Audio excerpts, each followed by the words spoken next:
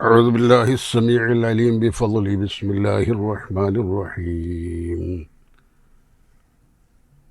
സഹോദരങ്ങളെ, ആരെങ്കിലും കേൾക്കുന്നുണ്ടെങ്കിൽ എൻ്റെ ഈ സംസാരം കേൾക്കുന്നവർ ഒന്ന് സബ്സ്ക്രൈബ് ചെയ്യണമെന്ന് വിനയത്തോടുകൂടെ അഭ്യർത്ഥിക്കുന്നു. അല്ലാഹു നഫ്സിൻ്റെ കാര്യമാണ് അല്ലാഹു കൂടുതൽ പറയുന്നത്. അതായത് മനുഷ്യൻ്റെ ശരീരത്തിലുള്ള ഇച്ഛ തൻ്റെ നഫ്സിനെ അള്ളാഹുവിൽ ഏൽപ്പിക്കുന്നുവത്രേ. അള്ളാഹുവിലേക്ക് ഏൽപ്പിക്കുന്നവൻ മാത്രമാണ് മുസ്ലിം. തൻ്റെ നഫ്സിനെ അള്ളാഹുവിലേക്ക് ഏൽപ്പിക്കുന്നവൻ മാത്രമാണ് മുസ്ലിം.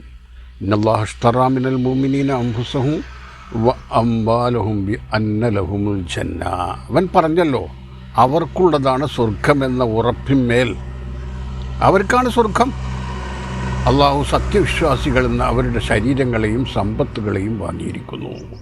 ഇന്നല്ലാഹു ഇശ്തറാ മിനൽ മുഅ്മിനീന അൻഫുസഹും വ അംവാലഹും ബി അന്ന ലഹുമുൽ ജന്ന. നഫ്സ് എന്ന് പറഞ്ഞ സാധനം, അതിന് കണിശമായി നല്ല രീതിയിൽ തിരിച്ചുവിട്ടാൽ അത് നല്ലതിലേക്ക് തിരിയും. ഭാര്യമാരെ പോലെയാണ്.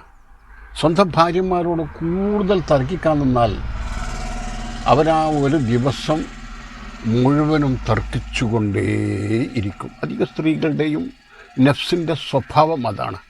നിങ്ങളെ ഭാര്യമാരോട് വഴക്കിടുമ്പോൾ, തർക്കിക്കുമ്പോൾ വളരെ സൂക്ഷിക്കണം.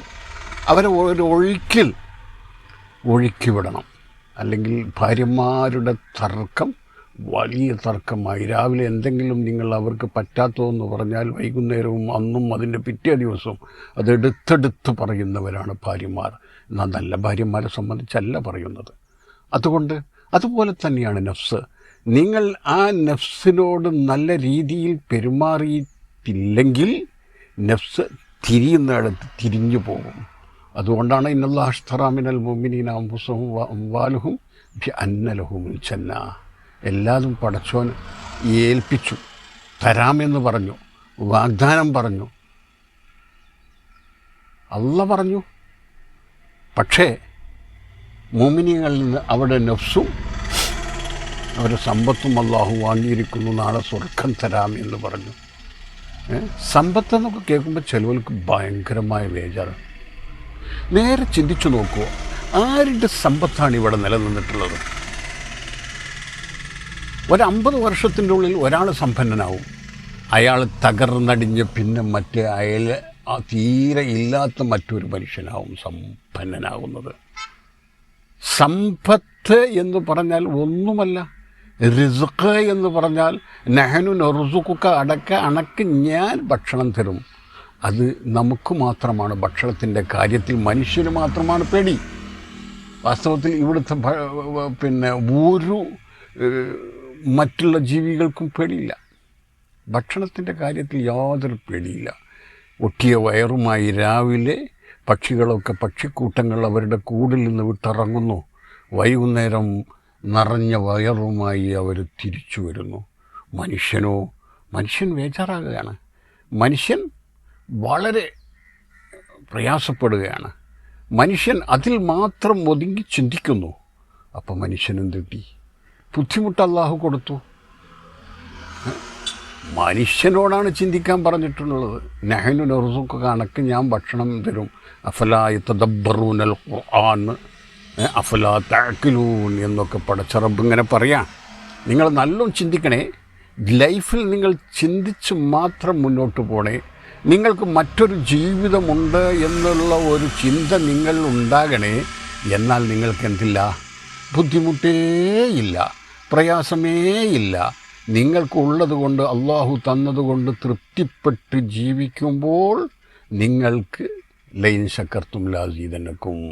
നിങ്ങൾ അതുകൊണ്ട് തൃപ്തിപ്പെട്ട് ശുക്ർ ചെയ്ത് ജീവിക്കുമ്പോൾ നിങ്ങളുടെ ഒരാവശ്യത്തിനും അള്ളാഹു തടസ്സം നിൽക്കുകയില്ല. എന്ന് മാത്രമല്ല, അവൻ്റെ ഔദാര്യത്തിൽ നിങ്ങളുടെ ആവശ്യം നിറച്ചു തരും. ഫതഹ്നാ ലക ഫതഹൻ മുബീന. അള്ളാഹുവിൻ്റെ ഫതഹ് അവിടെ തുറന്നു തരും. അതിനെന്തുണ്ടാവണം? ആഖിറത്തിൻ്റെ ചിന്ത ഉണ്ടാവണം. ആഖിറത്തിൻ്റെ ചിന്തയുണ്ടാകണം. ആ ചിന്ത എവിടെ നിന്നാണ് കിട്ടുക? അത് മശായിഖ് റൂട്ടിൽ നിന്നാണ് കൂടുതൽ കിട്ടുക. മശായിഖ് റൂട്ടിൽ നിന്ന് ഒരു ഷെയ്ഖിൻ്റെ അടുത്ത് പോയോ കൊണ്ടു നിൻ്റെ മനസ്സ് കൂടുതൽ വെപ്രാളമില്ലാതെ സമാധാനത്തോടുകൂടെ ജീവിക്കാൻ ഉള്ള ഒരു വഴി ആ ഷെയ്ഖിൽ നിന്ന് കിട്ടും. പരിത്യാഗികൾ അമലുകൾ വർദ്ധിപ്പിക്കുന്നു. അതായത് ത്യാഗികൾ ആഖിറത്തിലേക്കുള്ള അമലുകൾ, അവരുടെ ചിന്തകൾ, കെലിമയെ അവർ ശ്വാസത്തിൽ കൊടുന്ന് കെലിമ മാത്രം അവരുടെ ഉള്ളിൽ ഉറപ്പിക്കുന്നു. മഖാല ലാ ഇലാഹ ഇല്ലല്ലാ ദഖൽ ജന്നാന. കെലിമ കിട്ടിപ്പോയാൽ, കെലിമ ഉള്ളിൽ കടന്നാൽ, കെലിമ ശരിയായ രൂപത്തിൽ ഉള്ളിൽ കടന്നാൽ യാതൊന്നും ലാ ഖൗഫുൻ അലൈഹിം വലാ ഹും യഹ്സനൂൻ. അവർക്കൊരു പേടില്ല, അവർക്ക് ഭയമില്ല, അവർക്കൊന്നും ചിന്തിക്കേണ്ടതുമില്ല. ലാ ഇന്ന ഔലിയാ അല്ലാഹ്. ഔലിയാക്കളുടെ കെലിമ അവർക്ക് ഉള്ളിൽ എന്താണ്? കെലിമ ഉറച്ചുപോയി. കെലിമ കിട്ടിയ പിന്നെ ഓർക്ക് ഒരാളെയും പേടില്ല. ഓല് ദുന്യാവിൽ അത്ര ചിന്തിക്കേണ്ടതില്ല. കാരണം അള്ളാഹ് ഏറ്റ കാര്യമല്ല. നഹ്നു നർസുഖുക. പക്ഷികൾക്ക് സുഖമായി ഭക്ഷണം കൊടുക്കുന്നു, മൃഗങ്ങൾക്ക് സുഖമായി ഭക്ഷണം കൊടുക്കുന്നു, യാതൊരു അല്ലലും അലട്ടലുമില്ലാതെ ഭക്ഷണം കൊടുക്കുന്നു. മനുഷ്യന് ചില ഭാഗങ്ങളിൽ തീരെ ഭക്ഷണം കൊടുക്കാതെ, ഇപ്പോൾ ഇന്ത്യനെ സംബന്ധിച്ച് പറയുമ്പോൾ തന്നെ 1,40,00,000 ഒരു 140 കോടി ജനങ്ങളുണ്ടെങ്കിൽ ഏകദേശം 35 കോടിയോളം മുഴുപട്ടിണിയിലാണ്. എന്തിനാണ്? പട്ടിണിയില്ലാത്ത ഈ ആളുകൾ അവരിലേക്ക് നോക്കണം എന്നതുകൊണ്ടാണ്. പക്ഷേ അള്ളാഹുവിനെ സംബന്ധിച്ച് ചിന്തിക്കുന്ന ഒരാൾക്ക് ഒരു പട്ടിണിയും ഉണ്ടാവുകയില്ല, ഒരു പ്രയാസം ഉണ്ടാവില്ല. മനസ്സത്ര ക്ലിയറായിരിക്കും. ജീവിക്കാൻ അത്രയധികം പണം ഒന്നും വേണമെന്നില്ല. ജീവിക്കാൻ തവക്കുലില്ല ഒരാൾക്ക്. ജീവിക്കാൻ ഒരുപാട് പണത്തിൻ്റെ യാതൊരു ആവശ്യവുമില്ല.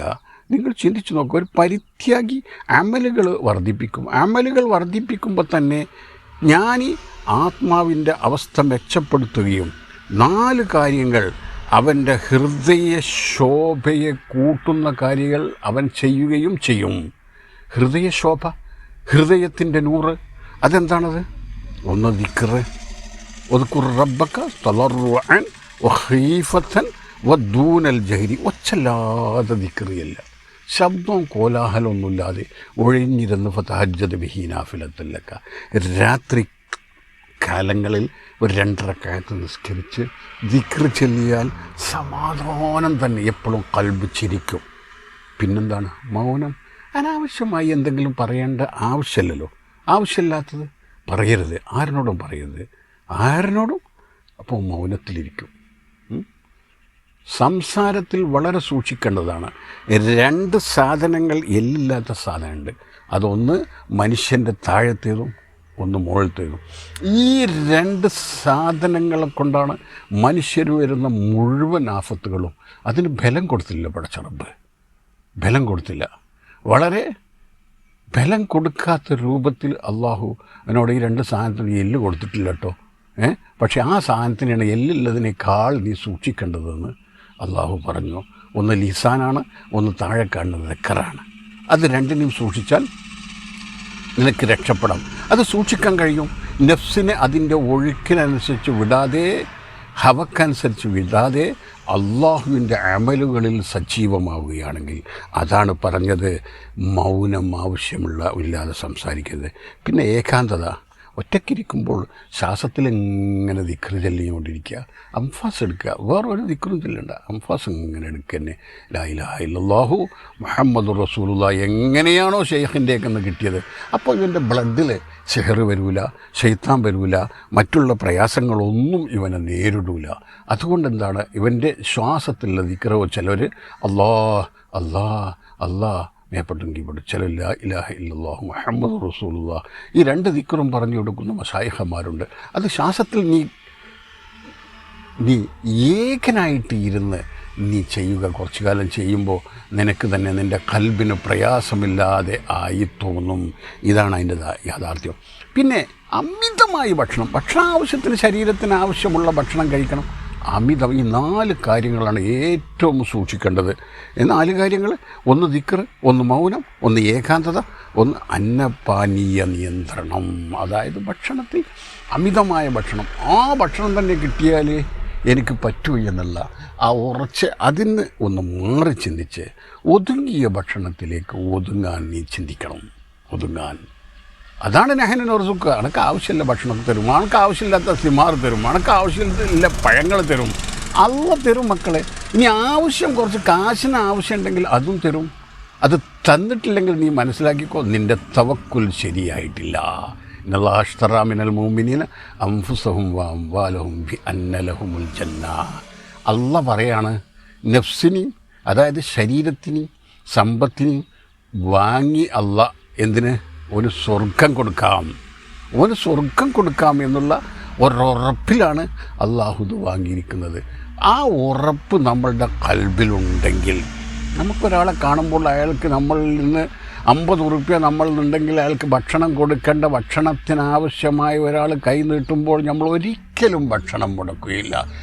അതിൽ നിന്നൊരു 20 ഉറുപ്പ്യ എടുത്തിട്ട് അവന് കൊടുക്കും. അപ്പോൾ അവൻ്റെ കൽബ് എന്താണെന്നോ, പടച്ചറബേ എന്ന്, അല്ലെങ്കിൽ ദൈവമേ എന്നെങ്കിലും. ഏത് ജാതിയാവട്ടെ, ഏത് മതമാവട്ടെ, ഏത് മനുഷ്യനാവട്ടെ, അവരോടൊക്കെ നല്ല സമീപനം. നബി തങ്ങളുടെ സ്വഭാവം ഖുലുഖുൽ ഖുർആൻ എന്ന് പറഞ്ഞതിൻ്റെ അടിസ്ഥാനം എന്താ?